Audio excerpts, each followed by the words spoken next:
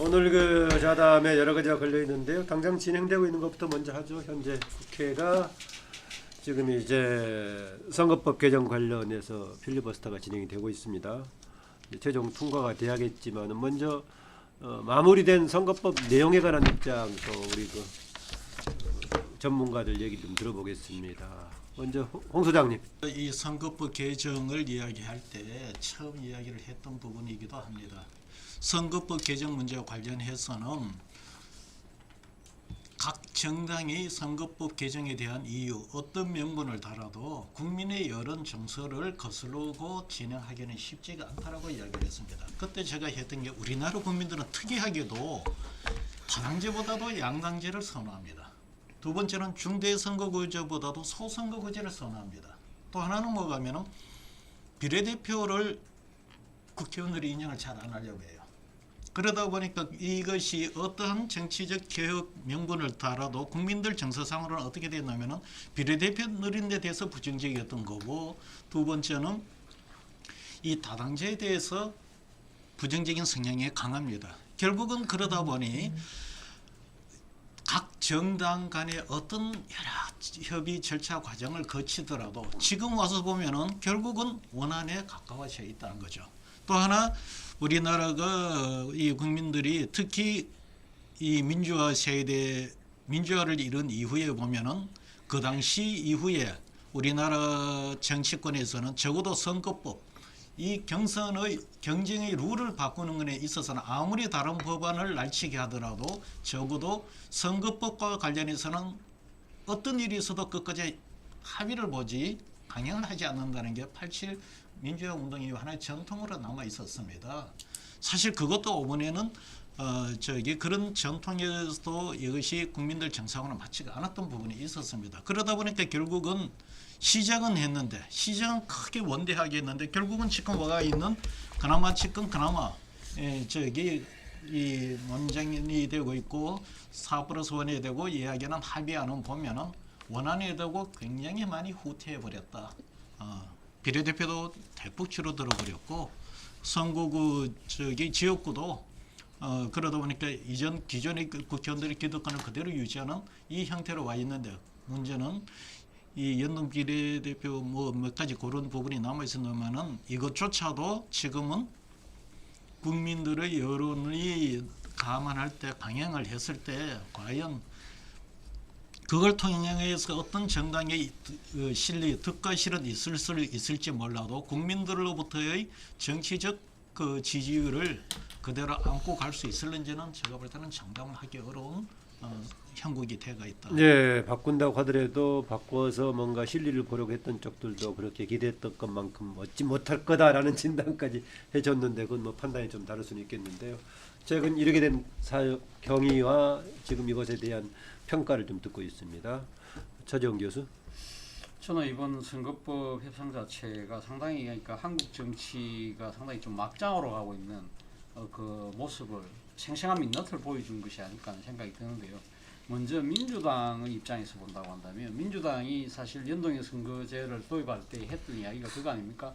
결국은 그러니까 이 국민의 득표수에 따라서 의석이 그러니까 분배되는, 그러니까 이 표심이 정확하게 의석으로 반영되는, 그리고 또 한편으로는 지역구도를 완화할 수 있는 이 두 가지 목표를 갖고 선거법을 개혁한다고 이야기했는데 결과적으로 보면 결국 지금 민주당은 그것이 아니라 선거법의 개혁에 대한 의지가 방침이 찍혔던 것이 아니라 결국 따지고 보면 검찰개혁이라는 공수처법을 비롯한 검찰개혁을 관철시키기 위한 하나의 정치적 도구로 선거법 협상을 그러니까 지금 이용한 것처럼 볼 수밖에 없다는 겁니다. 그러니까 결국은 지금 이 원래 그 패스트트랙에 올라갔던 그러니까 지금 준연동형 제도만 하더라도 상당히 그래도 이 초심에 가까웠다고 한다면 자신들이 이야기했던 그 초심이라는 거하고 상당히 좀 부합되는 측면이 있었지만 결과적으로 지금 보면 지금 완전히 그 현재의 그러니까 지금 그러니까 이 지역과 비례대표 그대로 가고 달라진 것은 연동형 캡 30석 세우는 것밖에 한 줄 더 추가한 건데 결과적으로 지금 이걸 통해서 4+1을 통해서 이 선거법으로 해서 4+1의 결속력을 유지하면서 결국 노리는 것은 그 선거법 다음에 지금 그러니까 공수처법을 비롯한 검찰개혁법을 지금 관철시키는 것이다. 그게 방점 찍힌 것이 아니냐. 그렇다고 한다면 선거법이라는 그러니까 이 개혁 의지를 사실 어떻게 보면 자신들이 원하는 이 법을 간수시키기 위한 하나의 도구로 삼았다. 그런 비판에서 결국 자유를 줬다. 반면에 한국당도 저는 똑같다고 생각합니다. 한국당 입장에서는 이 날치기라는 그러니까 그런 그 핑계를 대고 있지만 결과적으로는 기득권 지키기에 성공했다는 겁니다. 결국은 지금 이 준연동형 선거제를 막았다고 자신들이 이야기할지 모르지만 결과적으로는 현행 지금 그러니까 그 4+1이 합의한 대로 간다고 했을 경우에 한국당이 비례 한국당을 만든다고 한다면 오히려 더 어색을 추구할 수 있는 그런 상황이 됐다고 한다면 이 한국당 입장에서는 나름대로 그러니까 무조건적인 전면적인 거부 투쟁 자체는 상당히 정치적 실리는 갖고 왔다. 그러나 결과적으로 그러나 이 정치적 명분으로 봤을 때는 한국당은 이 선거제 개혁이라는 국민의 열망을 외면했던 그런 측면은 분명히 비판받아야 될 대목이고, 그리고 또 한편으로는 이러한 선거법 협상 자체를 제1야당을 패싱했다고 내나니까 자신들은 강하게 비난하지만 그런 빌미도 사실 제공한 측면이 분명히 있다는 거죠. 그러니까 협상의 테이블에 앉았다고 한다면 아마 이런 식의 누더기 선거법이 되지 않고 나름대로는 상당히 조금 더 진정된 안을 만들어낼 수 있음에도 불구하고, 물론 뭐 결과적으로 자신들의 기득권을 지키는 데 성공했지만 전혀 개혁적인 모습을 보여주지 못했다. 국민의 열망에 조금이라도 보답하는 부응하는 모습을 보이지 못했다는 측면에서 비판받아야 될 것 같고요. 정의당의 입장에서는 명분도 실리도 다 잃은 선거법 협상의 결과가 된 것이 아닐까 하는 생각이 듭니다. 원래 이 선거법 개혁에 대해서 정의당이 가장 강력하게 이야기를 했던데, 이 정의당이 그렇게 이야기할 때는 물론 자신들의 의식이 늘어난다는 측면도 분명히 있지만 앞서도 제가 이야기했듯이 이 국민의 표심대로 그러니까 반영되는, 그러니까 이 의식이 반영되는 이러한 것들을 이야기했다고 한다면, 그럼 차라리 원래 패스트트랙에 올라갔던 원안대로 그것이 설사 부결된다 하더라도 그걸 차라리 오히려 고수하면서 갔던 것이, 오히려 그것이 설사 만약에 통과되지 않았다 하더라도 정의당은 명분이라도 지켜줄 수 있는데, 지금 이 4+1로 지금 타입된 안에 여기 지금 한국당이 비례 한국당이라는 꼼수를 쓴다고 한다면 정의당 입장에서는 개도 그룹도 다 놓치는 그런 결과를 가져올 수밖에 없다. 저는 한마디로 이번 선거법 협상의 가장 큰 패자는 정의당이지 않을까. 결과적으로 이 지금 이 선거법 협상의 그러니까 지금 그 협상의 대상이었던 이 3개 정당의 입장에서 본다고 한다면 모두 다가 패자가 되는, 결과적으로 그러니까 한국 정치의 아주 그러니까 이 잘못된 이러한 모습을 정확하게 드러내는 하나의 한 장면이 아니었나 생각됩니다. 네, 홍 소장님. 국회의원 선거에 대한 민의를 반영하는 부분에 표의 왜곡 현상이 나타나는 부분을 정확하게 반영을 한다든지, 아니면 뭐 예를 들어서 개헌을 해서 한국의 다당제로 가는 게 맞는데 다당제로 가기 위해서는 현행 이런 선거법 이런 양당제 중심이기 때문에 다당제로 위한 개헌을 한다든지 이런 가치를 먼저 내세우고 그 가치에 걸맞게 방향으로 가는 부분이, 그게 선거법을 왜 하는가, 또 필요성 이런 부분에 대해서 투쟁하든 싸우든 의미가 있는 부분이라고 보는데요. 이거는 뭐 지금 공수처를 통과시키기 위해서 뭐 1+4, 저는 붙어먹은 놈 협의체라고 이야기합니다. 그 붙어먹은 놈 협의체에 속하는 당들을 구미를 맞춰줘서 공수처를 찬성받기 위해서 저거를 한다. 저는 그 이상의 의미를 찾지 못한다는 거죠. 근데 아까 얘기했던 1+4하고 4+1하고 개념이 좀 달라요. 예. 4+1이라고 할 때는 대한신당을 얘기하더라고, 원을. 네. 근데 1+4 얘기하면은 원은 민주당을 얘기하는 민주당. 거예요. 예, 그렇죠. 나머지는 다 곁다리를 민주당이 그런 거죠. 그래서 어차피 민주당이 주도한 부분이고요. 그런데 이 헌정 역사상 선거법을 할 때 소수 정당 한 정당의 이해를 갖다가 관철시키기 위해 거기에 맞게 이토록 길게 의논을 해본 적이 있느냐? 저는 아니라고 봅니다. 차라리 민주당이 가식이든 뭐든 다당제를 지향해야 될 목표가 있는데 지금 개헌이 안 된다. 이런 부분을 가지고 이야기를 하든지 하는 것이 저는 또 옳았다고 봐요. 이원 집정부제적인 요소를 가미하는 연정 형태로 가겠다. 그러니까 선거구제를 바꾸자. 그럼 한국당이 반대한다라도 믿어붙인다면 자신의 정치적 가치가 있는 거죠. 근데 이건 가치도 아니고 아무것도 아닌 거에 지금 돼버렸다는 거죠. 지금 모양이.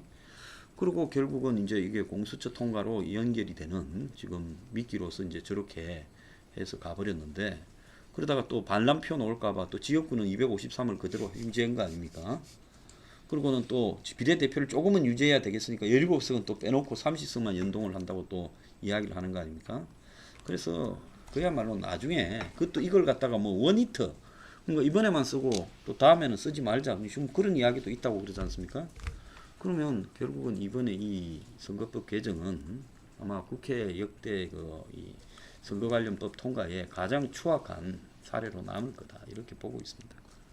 예, 저는 좀 생각이 다른데요. 손학규 바른미래당 대표조차도 누더기가 됐다라고 이제 평가를 하지만 저는 상당히 의미가 있다고 생각합니다. 의미가 있고 이 처음 이 선거법 연동형 비례제를 갖다가 이 주장했던 분들 이야기를 들어보면은 뭐 아쉽고 심상 대표 말만 따나 송구스럽고 다들 그렇지만 그래도 연동형 비례대표라는 이 루물이 하나 들어간 것만 해도 큰 성과다. 그래서 역사적인 진보라는 것은 한 걸음 한 걸음 나가는 거다. 그리고 우리가 잘 알다시피 연동으로 가는 게 진보의 방향이다. 네. 그래서 연동형 비례가 그래서 지금 정치는 뭐 타협의 어떤 예술이라 그러잖아요. 그럴 때 이 제도권 정치에서 지금 쭉 이번에 선거제가 뭐 제 생각에는 26일 날 통과될 것 같은데 이 연동형 비례제 선거 개정안을 쭉 역사를 갖다 쭉 보면은 어쨌든 이런저런 그걸 겪으면서 그게 자유한국당의 이제 강력한 반대 속에서 결국은 이제 4+1 이 합의를 하고 지금 통과를 목전에 두고 있는데 사실은 이 연동형 비례제가 하면은 다당제는 필수잖아요. 그런데 우리가 기존에 87년 이후에 8번 선거에선가 뭐 보니까 5번 정도가 이 교섭단체 3당이 탄생을 했더라고요, 보니까. 근데 우리 국민들한테는 다당제라는 인식이 별로 없어요. 이게 뭐 다당제가 이렇게 그 3당이 어떤 역사적인 큰 역할을 한 게 없어서 저는 그렇다고 보여지는데 어쨌든 지난 선거에서도 국민의당이 돌풍을 일으키면서 3당으로서 어떤 역할을 했는데 그것이 그 이후에 이렇게 그 역할이 되지면서 여전히 다당제에 대한 국민 일반의 어떤 여론이 상당히 이렇게 공감을 얻고 하는 그런 차원이 지금 아니죠. 아닌데 세상은 바뀌고 시대는 달라졌기 때문에 지금 다양한 어떤 정치적인 요구를 받아들이고 풀어나가기 위해서는 다당제가 필요하다라는 차원에서 저는 아까 말한 대로 민심 그대로와 지역주의 완화도 있지만 그런 이 다당제의 필요성 저는 이 부분도 굉장히 컸다고 봅니다. 이게 이 제도 자체가 그걸 가져다 주는 여러 가지로 미흡하지만 그러니까 뭐 우리가 기본적으로 생각하면은 민주당이나 뭐 한국당 말할 것도 없어요. 민주당도 어쩌 말하면 이 양대 이 기득권 정당들 아니겠습니까? 이게 그 속에서 어떤 뭐 서로 적대적 공존을 통해서 양당이 계속적으로 우리 정당 정치를 갖다 이끌어 왔는데 그 차원에서의 어떤 변화 저는 그 변화가 지금 내년 총선에서는 이루어져야 된다 보고요. 이게서 많은 사람들이 지적하는 한국당이 비례한국당이라든지 이런 것들이 우리 이 정치판을 국회를 갖다가 정말 이렇게 막장으로 만드는 거 아니냐 이러지만 저는 그렇게 생각하지 않습니다. 왜냐하면은 잘 아시다시피 우리 국민들은 투표로서 선거를 통해서 그 시대가 요구하는 하나의 흐름을 갖다가 오히려 만들어줬다. 그렇게 생각하기 때문에 저는 자유한국당이 비례한국당으로서 위성정당을 만들어가지고 나름대로 자기들이 이렇게 비례에서도 따로 이렇게 의석을 갖다 확보하려고 한다면은 저는 자유한국당 자체가 역사 발전에 이거는 도저히 이거는 용납할 수 없다 해가지고 오히려 폭망의 계기가 될 수도 있다. 그리고 현실적으로는 비례한국당하고 우리 공화당하고 또 치열하게 그 부분에서도 대결을 하기 때문에 저는 쉽지 않다고 봅니다.